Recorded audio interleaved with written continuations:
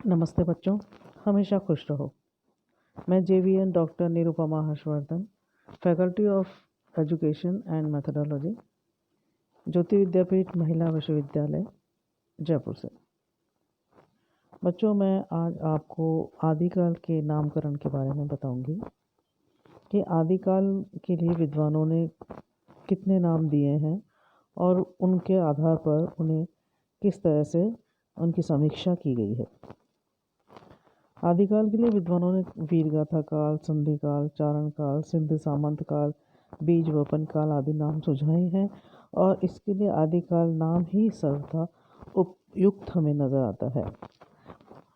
फिर भी इन सब जो विद्वान हैं उन्होंने अपने मत के आधार पर जो नाम दिए हैं उनको हम इस प्रकार से समझ सकते हैं कि आचार्य रामचंद्र शुक्ल जी ने आदिकाल को वीर गाथाओं की प्रमुखता के कारण वीर गाथा काल नाम दिया है। शुक्ल जी ने, क्योंकि उस समय की जो प्रवृत्तियाँ थीं उनमें जो रचनाओं की प्रवृत्ति थी उसमें वीर गाथाओं की प्रमुखता थी और इसी आधार पर शुक्ल जी ने अपने इस काल को वीर गाथा काल नाम दिया और अपने मत को पुष्ट करते हुए उन्होंने लिखा है कि आदिकाल की इस दीर्घ परंपरा के बीच प्रथम 150 वर्ष के भीतर तो रचना की किसी विशेष प्रवृत्ति का निश्चय नहीं होता है। धर्म, नीति, श्रृंगार, वीर सब प्रकार की रचनाएं दोहों में मिलती हैं। इन लोक प्रवृत्ति के उपरांत जब से मुसलमानों के आक्रमणों का आरंभ होता है तब से हम हिंदी साहित्य की प्रवृत्ति एक विशेष रूप में बनती हुई पाते हैं। राजाश्रित कवि और चारण जिस प्रकार नीति, श्रृंगार आदि के फुटकल दोहे राजसभाओं में सुनाया करते थे, उसी प्रकार अपने आश्रयदाताओं राजाओं के पराक्रम पूर्ण चरित्रों अथवा गाथाओं का वर्णन भी किया करते थे। तो ये प्रबल जो परंपरा थी रासों के नाम से पाई जाती है और इसी कारण से उन्होंने रामचंद्र शुक्ल जी ने इस काल को वीर गाथा काल कहा है। वीर गाथा काल के नामकरण के आधार शुक्ल जी ने इन रचनाओं को लिया है, जैसे कि कुमान रासो, विसलदेव रासो, पृथ्वीराज रासो, जय चंद्र प्रकाश, जय मयंक जस चंद्रिका, परमाल रासो, खुसरो की पहेलियाँ आदि, विद्यापति पदावली, विजयपाल रासो, हमीर रासो, कीर्ति लता, कीर्ति पताका। और देखा जाए तो इन रचनाओं में जो अंतिम 4 रचनाएं, इन रचनाओं में सिद्धों, नाथों और जैन कवियों की रचनाओं को भी स्थान नहीं है। जो अंतिम 4 रचनाएं हैं, ऐसा माना जाता है कि सिद्धों और नाथों का काव्य अपभ्रंश से हिंदी में संक्रमण काल का काव्य है, किंतु हिंदी काव्य का नींव तो काव्य की नींव का परिचय तो उसी से हो सकता है।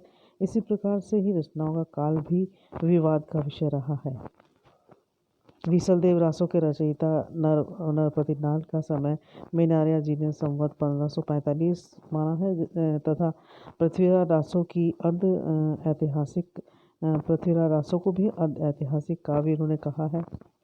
और इस पृथ्वीराज रासो के रचना काल के संबंध में भी बहुत सारे विवाद हैं। विद्यापति की कीर्तिलता और कीर्ति पताका का रचना काल भी स्वयं शुक्ल जी ने संवत 1460 स्वीकार किया है। फिर ये काव्य विरोचित आदि काल या वीरगाथा काल की सीमाओं में कैसे माने जा सकते हैं, क्योंकि इनका काल उससे पहले का है। और विसलदेव रासो और गाथा विसलदेव रासो जो है वीरगाथात्मक काव्य न होकर श्रृंगारिक विरह काव्य है, जिसको कि विसलदेव रासो को वीरगाथा काव्य कई लोग मानते हैं। परंतु देखा जाए तो जो विसलदेव रासो है, नाम इसका रासो है, परंतु यह वीर गाथा काव्य न होकर श्रृंगारिक विरह काव्य है और उसे वीर गाथा के नाम से के अंतर्गत कैसे रखा जा सकता है, ये भी एक बहुत बड़ा प्रश्न है। और एक देखा जाए तो शुक्ल जी ने खुद ही अपनी मान्यताओं पर प्रश्न चिन्ह अंकित कर दिए हैं। शुक्ल जी के सामने उन 12 ग्रंथों की अत्यंत सीमित और कम सामग्री थी जो महापंडित राहुल सांस्कृत्यायन तथा पीताम्बर दत्त बड़तवाल ने भी नाथों, सिद्धों और बौद्धों की अनेक रचनाओं का पता लगाया और उस विशाल साहित्य के सामने इस काल की वीर गाथात्मक रचनाएं बहुत थोड़ी और नामकरण में महत्वपूर्ण भूमिका अदा करने में के योग्य सिद्ध नहीं होती हैं। इसके अतिरिक्त संदेश रासक, परमचर्यो, पाहुर दोहा, हरिवंश पुराण, जसहर चरित आदि जो है लौकिक प्रेम संबंधी विषयों के सामग्री शुक्ल जी के सामने नहीं थी, इसलिए उन्होंने इस काल को वीर गाथा काल नाम देकर चलाया। तो देखा जाए तो शुक्ल जी के इस नाम को भी माना नहीं जा सकता, क्योंकि इसमें विद्वान कहते हैं कि भाई उन्होंने सिद्धनाथ साहित्य इन सब का उनके साहित्य को इन्होंने इसमें सम्मिलित नहीं किया। तो खाली इस काल को वीर गाथा काल नाम देना ही उचित प्रतीत नहीं होता है। फिर बात करते हैं कि डॉक्टर राम कुमार वर्मा ने अपने अपना ग्रंथ लिखा आलोचनात्मक इतिहास, इसमें भी इन्होंने 1000 से लेकर 1375 तक के कालखंड को चारण काल का नाम दिया। तो ये भी नहीं कहा जा सकता कि भाई चारण काल, क्योंकि डॉक्टर वर्मा की इस आधार पर इस काल को चारण काल नाम नहीं दे दिया, लेकिन इस काल के कवियों में चारण कवियों की संख्या नगण्य ही है। जो इन्होंने ग्रंथ लिखा है उसमें जो चारण कवियों की संख्या बताई है वो कम है, और स्वयं वर्मा जी ने भी इस काल के चारण कवियों का विवरण अपने इतिहास में नहीं दिया है। इससे स्पष्ट होता है कि ये जो नाम है इसके लिए भी ये जो चारण काल है आदिकाल के लिए नाम ये उपयुक्त नहीं है। महापंडित राहुल सांस्कृत्यायन ने इस काल को सिद्ध सामंत युग नाम से पुकारा है। सांस्कृत्यायन जी ने इस काल को आदिकाल को सिद्ध सामंत युग नाम से पुकारा, और वे इस काल की पूर्वापर सीमाएं 8वीं शती से 13वीं शती तक मानते हैं। उनका मानना है कि जो आदिकाल की जो पूर्वा सीमा है वो 8वीं शती से 13वीं शती है। उनकी दृष्टि में इस काल में सिद्धों की वाणियाँ और सामंतों की स्तुतियाँ, यही दो प्रवृत्तियाँ प्रमुख थी। तो राहुल जी कहते हैं कि इस काल में जो सिद्धों की वाणियाँ और सामंतों की स्तुतियाँ ये दोनों ही प्रमुखता से थी। और सिद्धों की वाणियाँ उपदेशात्मक हैं, उनमें जैन कवियों की आध्यात्मिकता और धार्मिकता को नहीं मिलाया जा सकता है। सिद्ध सामंत युग नाम से इस काल के साहित्य का व्यापक बोध नहीं होता है। उनका कहना है कि भाई सिद्ध सामंत युग नाम से इस काल के साहित्य का पूरा बोध नहीं होता है। और राहुल जी ने पुरानी हिंदी और अपभ्रंश को एक ही बताया, जो कि तर्कपूर्ण सिद्ध नहीं होता है। उन्होंने इसलिए उनके द्वारा दिया गया यह सिद्ध सामंत युग नाम भी विद्वान इससे सहमत नहीं है। फिर बात करते हैं कि आचार्य महावीर प्रसाद द्विवेदी जी ने इस काल को बीज वपन काल कहा है।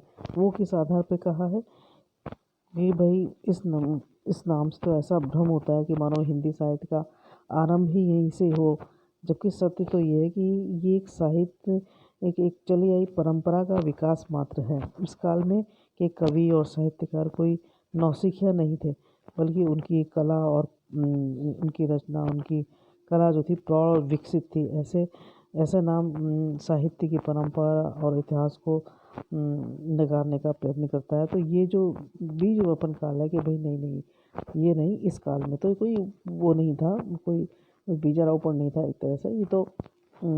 ये तो इस काल में तो बहुत ही प्रौढ़ और विकसित कला थी, कला और साहित्यकार थे। तो आचार्य हजारी प्रसाद द्विवेदी ने मिश्र बंधुओं द्वारा स्थापित आदिकाल नाम को भी स्वीकारना श्रेयस्कर समझा है।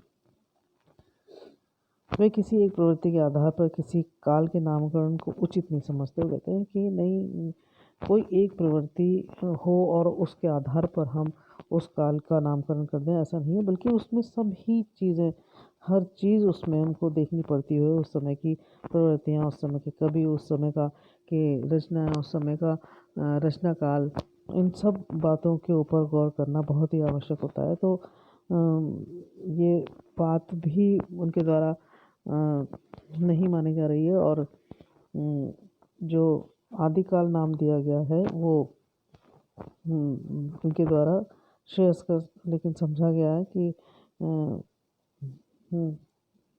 आचार्य प्रसाद द्विवेदी ने जो नाम दिया है वो कितना सही है। तो इन मनोभावों को, इन परंपराओं को, सब रूढ़िबद्ध चीज़ों को देखते हुए स्पष्ट होता है कि अनेक नामों से अधिक संगत और सब स्वीकृत अगर नाम कोई हो सकता है तो वह है आदिकाल। इस नाम में अन्य नामों की अपेक्षा कम असंगतियां हैं और इनके समर्थन में दिए गए तर्क भी बहुत ठोस और प्रामाणिक हैं। ऐसी दशा में आदिकाल नाम इस युग को दिया जा सकता है तथा इसकी पूर्वापर सीमाएं 1050 विक्रम संवत से 1375 ठीक दिखाई देती हैं। यद्यपि राहुल जी ने अपभ्रंश से अलगाव लेती भाषाओं का काल 12वीं-13वीं शती माना है। सुनीति कुमार चटर्जी ने 13वीं-14वीं शती में हिंदी के दर्शन किए हैं। उदय नारायण तिवारी जी इस काल को 13वीं से 15वीं शती तक मानते हैं। तो इस प्रकार से इस दिशा में ही शुक्ल जी का जो काल निर्धारण है वो 1050 विक्रम संवत से 1350 तक के उपयुक्त प्रतीत होता है। तो देखा जाए तो इस काल को जो नाम दिया गया है आदिकाल वो ही सबसे उचित माना गया है और आदिकाल ही इसका नाम कहा जा सकता है। तो बच्चों आदिकाल के नामकरण के संबंध में विभिन्न विद्वानों के मत हैं और उन्होंने किस आधार पर इसका आदिकाल का नामकरण किया है, अपने अपने जो उन्होंने मत दिए हैं इस आदिकाल को अपने अपने नाम दिए हैं वो किस आधार पर दिए हैं इसको हमने जाना।